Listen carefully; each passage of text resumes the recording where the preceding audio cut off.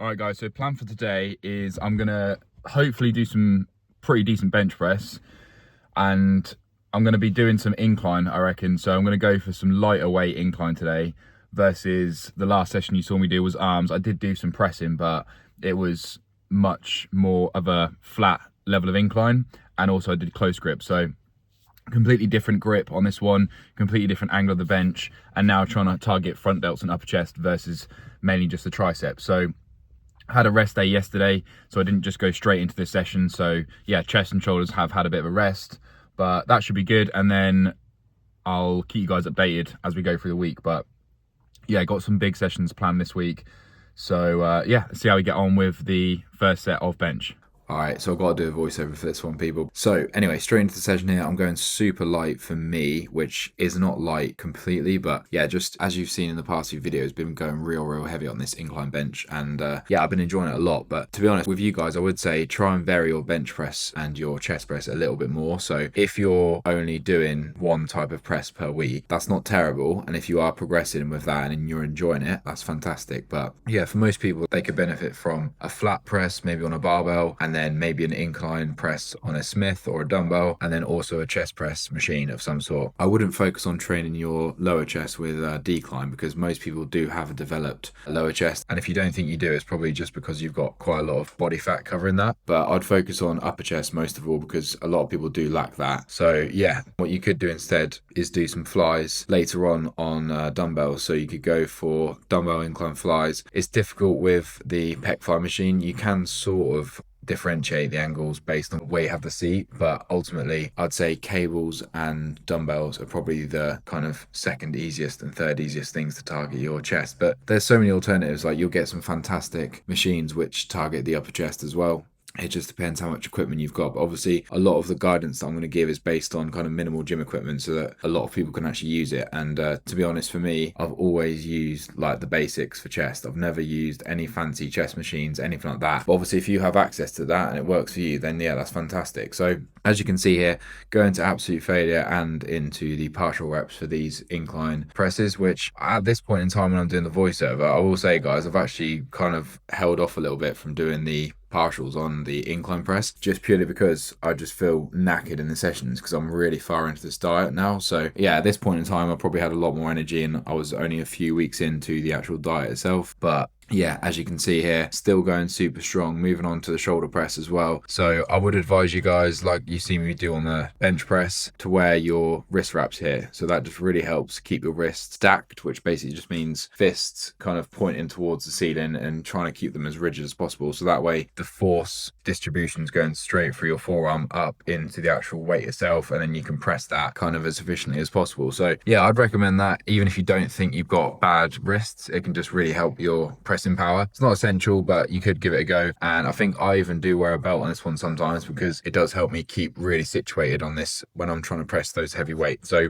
at this point in time, I think I would have been going around the full stack, perhaps one pin less, but I can retain my pressing strength very well on the shoulder press, and the incline press has dropped off a little bit on the incline press, but overall I'm pretty happy with how I've maintained that. So pretty much, guys, it's not that difficult to maintain your strength on a diet as long as you don't lose weight too quickly. So drop those calories at a steady rate. You want like a linear drop in fat, which just means coming down, you know, at a pretty steady rate that can be maintained. You don't want big drops and then massive straight lines and then big drops if you were to look at it, you know, when you track your weight on a scale. So for me, I have a scale which just sends the weight straight to the app, and that plots a graph for me. So I would recommend those. You can just pick them up off Amazon for around like 10 to 15 pounds. But yeah, anyway, getting off topic here. So basically with the shoulder press machine here, I'd say this is the best shoulder press machine that I've probably used maybe ever for me. Like, it just feels so comfortable. The handles are fantastic, and yeah, just the weight distribution feels like fluid all the way through from the bottom of the rep to the top. So when you're pressing, when you get to the very top, your shoulder muscle is actually shortened, and when it's at the bottom there, it's lengthened. So when people talk about lengthened partials, if you ever hear people say that, that's basically would be more when your shoulders are kind of by your side, like in a lateral raise. But these are kind of more shortened partials, I'd say, because obviously my arm is basically closer to being over my head, sort of completely contracted there. So yeah, anyway, a lot of waffle, but basically you can try different types of partials based on where your shoulder joint is. So moving on to the pec fly machine here, this is pretty much just the standard way for me to end my chest days. I would usually do a heavier weight than this, I think, but a lot of the time with me and now I'm just trying to kind of control that contraction and not aim to go heavier, because I am basically just trying to maintain the muscle mass that I've got, and I don't want to put too much strain on my joints, especially the frequency that I'm training. So yeah, I am training a lot at the moment, like not having many rest days, but I'm really enjoying the training. So that just to me is a good indicator that I can keep going. And obviously the more sessions that I'm doing per week, the higher the output, the more the expenditure on the calories. So yeah, anyway, I hope you guys enjoyed this little voiceover. Just thought I'd do this because, as I said, the microphone was off, but I do a quick pose down at the end, and I do just leave the iPhone camera on, I think, or the Sony camera. But yeah, I hope you guys enjoyed. Thank you for watching, and we'll see you in the next clip. That's a wrap on the session. Hopefully you guys can hear me okay. I haven't got the microphone on. I've just done a voiceover for that whole session because I just fancied just doing a session without a mic, actually, is the main reason. So session was absolutely fantastic, and what I'm going to do now is just run through a few poses and just see how we're looking. So the volume there was pretty heavy, but standard for me with my chest and shoulder days. I'm just going to turn the exposure down a little bit. Yeah, 5 sets of bench, 3 sets of shoulder press, and 5 sets of flies. And then I'm going to do some side delts during the week. I just find if I try and do those in the push session itself, it just takes too long of a session. I don't get to focus on those actual same muscle groups because my whole upper body and shoulders just feels fatigued. In the past, I have done sessions where I'll start with that, but just through trial and error, I find that actually for me, as a weakness, the side delts, doing them on a separate day is much better. So today, focusing on front delts, upper chest, a little bit of residual moving through the triceps from the lockout, but not specifically doing accessories for triceps. So yeah, I always reference this top because the first ever Gymshark top that I bought, literally the first ever gym top that I probably ever bought back in probably 2017, I'd say.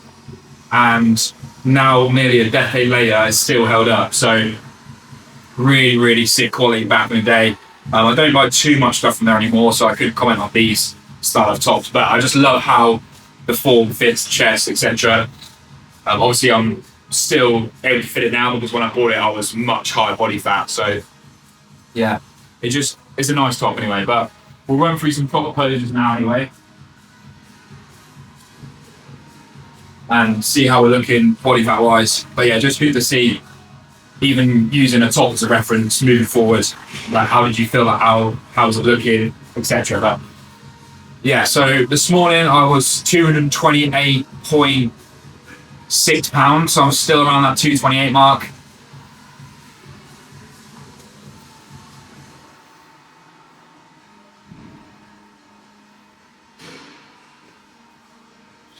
So, fasted again, okay. Every single one of my workouts that you'll see, apart from literally the one that I did last workout, has been fasted this sleeve bulk, I think. So,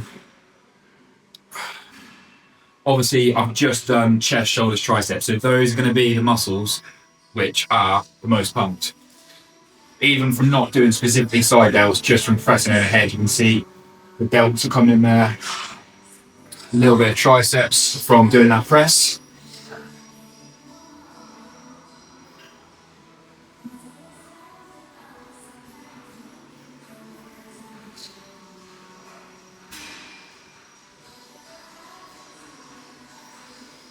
But yeah, I'm feeling like a good level of leanness right now, especially because the pump that I've got at the moment, as I said, it's completely fasted. I've also stopped taking the Hinby now. So the real reason for that is because I don't want to have to keep taking one chowling, and I've run out of it, and I think it's banned now in the UK, so it's pretty difficult to get. So I will get it when I come back, but I'm not gonna try and get it now when I've only got a couple of weeks left to go, because if you get it from overseas, it's going to take a while to come, etc.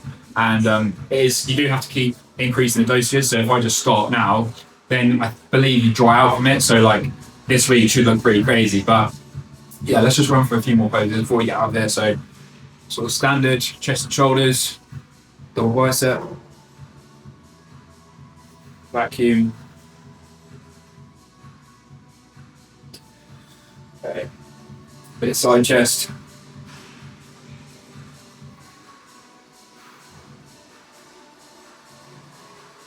GBFs.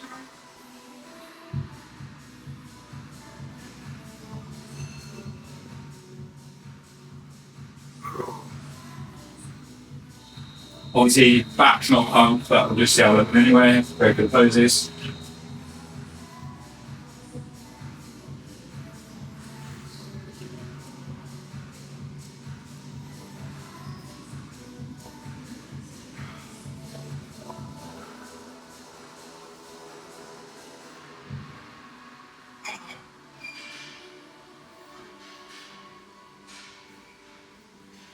So yeah, that's a wrap, guys. Great session, honestly. And I'm just excited to see how much more we can shred off before I go away. When I do go away, I'm just going to take the first few days to basically just see where my appetite's at and kind of what the price of the food is, etc., and what my goals are, whether I want to decide to then lean bulk or continue to get leaner. But I'd say at the moment, I'm 75% focused on getting leaner. But again, I'm not going to plan too much because in the next 2-3 weeks, a lot can change. So, yeah, great session, guys. We'll end it there. But I appreciate you sticking around. And as always, the only way is up.